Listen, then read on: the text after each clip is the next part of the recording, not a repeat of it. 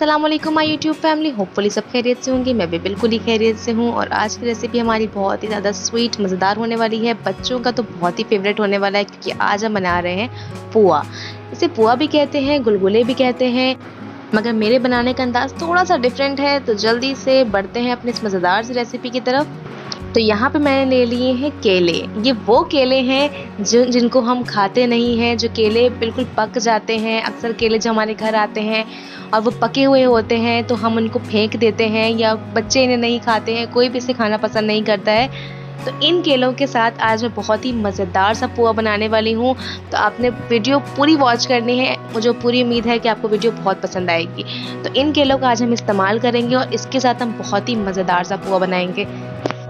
तो ये केले बिल्कुल भी वेस्ट नहीं होते हैं। ये केले बस थोड़े से पक जाते हैं, ज़्यादा पक जाते हैं केले, तो इन्हें हमें फेंकना नहीं है बल्कि इस तरह इसके साथ एक मज़ेदार सा पुआ बनाना है। तो यहाँ मैंने केले ले लिए हैं जो बहुत ज़्यादा पक जाते हैं केले। मैंने उन केलों को सेपरेट कर लिया है।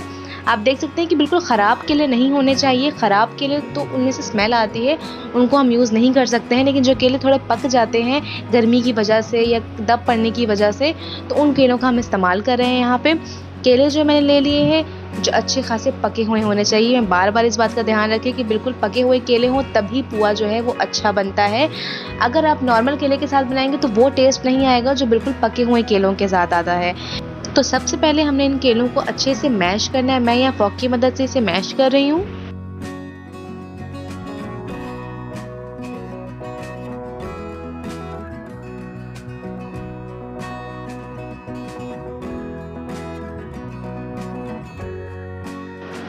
तो केलों को मैंने बहुत ही अच्छे से मैश कर लिया है। थोड़े चंक्स मैंने इसमें छोड़ दिए हैं, बिल्कुल प्रॉपर इसे मैंने मैश नहीं किया है। चंक्स जब मुंह में आते हैं तो वो अच्छे लगते हैं।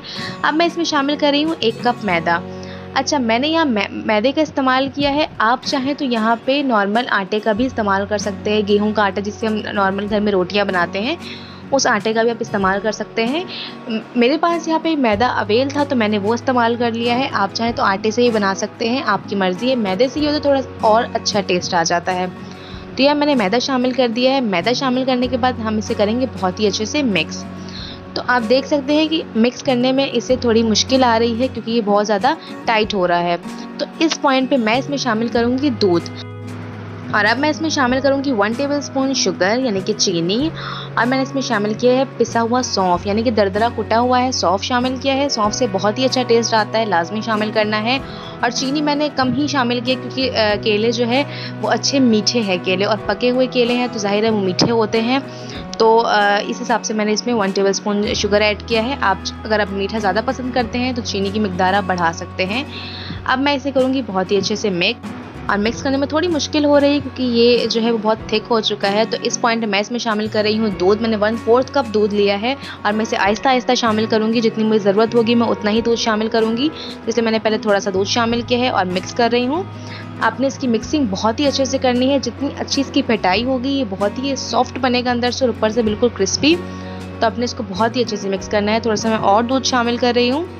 इसकी कंसिस्टेंसी बिल्कुल भी पतली नहीं होनी चाहिए। मैं आपको दिखाऊंगी किस तरह की कंसिस्टेंसी इसकी होनी चाहिए।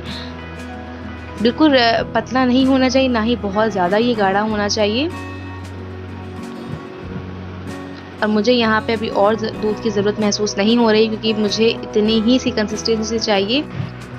तो यहाँ इस तरह की कंसिस्टेंसी इसकी होनी चाहिए। आप देख सकते हैं बहुत ज़्यादा ये पतला नहीं है, बिल्कुल थिक सा मैंने इसे रखा है। मज़ीद 5 मिनट तक मैं इसे और अच्छे से मिक्स करूँगी ताकि इसकी अच्छी सी फेटाई हो जाए। उसके बाद जो मैं इसे अब ढक के तकरीबन 5 से 6 घंटे के लिए छोड़ दूँगी क्योंकि जितने देर इसको आप रेस्ट देंगे ये उतना ही अच्छा बनेगा। समझे, ये बिल्कुल खमीरा हो जाएगा अगर आप इसे ओवरनाइट छोड़ देंगे तो, और ये बहुत ही ज़्यादा मज़े का बनने वाला है। अगर आप इसको अगर आप सुबह बनाना है तो आप क्या करें, इसको रात को बना के फ्रिज में रख के छोड़ दें। उसके बाद आप इसको सुबह फ्राई करें। ट्रस्ट में ये इस कदर मज़े का बनता है और बच्चों को तो ये बहुत ही ज़्यादा पसंद आता है। तो जितनी देर आप इसको छोड़ेंगे ये उतना राइस होगा, ये बिल्कुल एक खमीरा सा हो जाएगा। उसके बाद आप इसको फ्राई करेंगे तो ये बहुत ही ज़्यादा यमी बनेगा।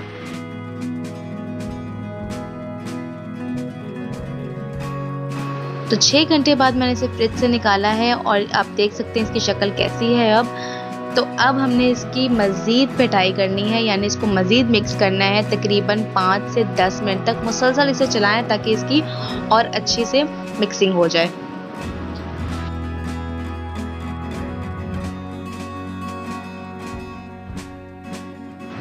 तो यहाँ पे इसकी पिटाई तो बहुत ही अच्छे से हो चुकी है और अब मैं इसमें शामिल कर रही हूँ बिल्कुल 1 चुटकी जो है वो बेकिंग सोडा यानी कि मीठा सोडा शामिल किया है। बहुत ज़्यादा शामिल नहीं करना है, नहीं तो क्या होगा कि जब आप इसे फ्राई करेंगे तो ये तेल को बहुत ज़्यादा जज़्ब कर लेगा अपने अंदर। तो आपने बिल्कुल 1 चुटकी जो है इसमें शामिल करना है मीठा सोडा और उसके बाद फिर से मिक्स करें। और अब मैंने यहाँ पे तेल गरम करने के लिए रख दिया है। अब मैं सरसों के तेल में ही फ्राई करती हूँ हर चीज़ें, क्योंकि ये बहुत ज़्यादा हेल्दी होता है। तो फ्राइंग भी मैं सरसों के तेल में ही करती हूँ। अगर सरसों के तेल में फ्राई करते हैं तो बिल्कुल भी चीज़ों में उसकी स्मेल नहीं आती है। एक बार तेल को अच्छे से पका लें, उसके बाद इसमें आप कुछ भी फ्राई करें, आप फ्राइज़ बनाएंगे तब भी उसमें सरसों के तेल की खुशबू नहीं आएगी। खैर ये तेल अच्छे से गर्म हो चुका है। आप चाहें तो नॉर्मल तेल में भी बना सकते हैं, आपकी मर्ज़ी, आप जिस भी तेल में फ्राई करते हैं। उसके बाद जब तेल गरम हो जाए, आपने बहुत ज़्यादा तेल को गरम नहीं करना है, तेल नॉर्मल टेम्परेचर पे होना चाहिए। अगर आप बहुत ज़्यादा गरम कर लेंगे तो क्या होगा कि जब आप डालेंगे तो डालते साथ ही ये बिल्कुल ऊपर से बिल्कुल गोल्डन ब्राउन कलर आ जाएगा और अंदर से कच्चे रह जाएंगे।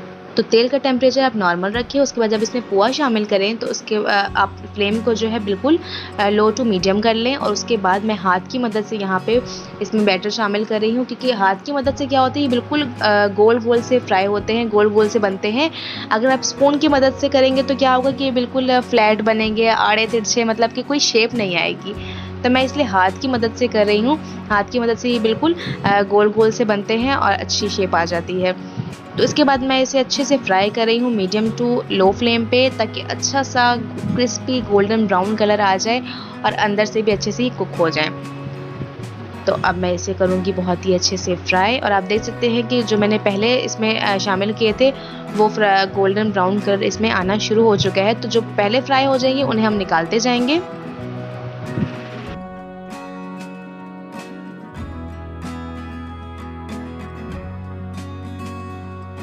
और यहाँ बाकी सारे गुलगुले बन के बिल्कुल ही तैयार हो चुके हैं। गुलगुले कह सकते हैं, पुआ कह सकते हैं, ये दोनों नाम से जाने जाते हैं।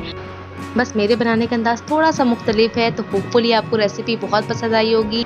बच्चों बूढ़ों सबको ये बहुत ही ज़्यादा पसंद आता है। आप इसे इवनिंग स्नैक्स में बना सकते हैं, सबको बहुत ही पसंद आएगा। तो होपफुली आपको रेसिपी मेरी बहुत पसंद आई होगी। अगर आपको मेरी रेसिपीज़ पसंद आ रही है तो प्लीज़ मेरे चैनल को लाइक शेयर सब्सक्राइब कर दें, ताकि इसी तरह घर के खाने की मज़ेदार सी वीडियोस मैं आपके लिए लाती रहूं। तब तक के लिए अपना बहुत सारा ख्याल रखें। अल्लाह हाफिज़।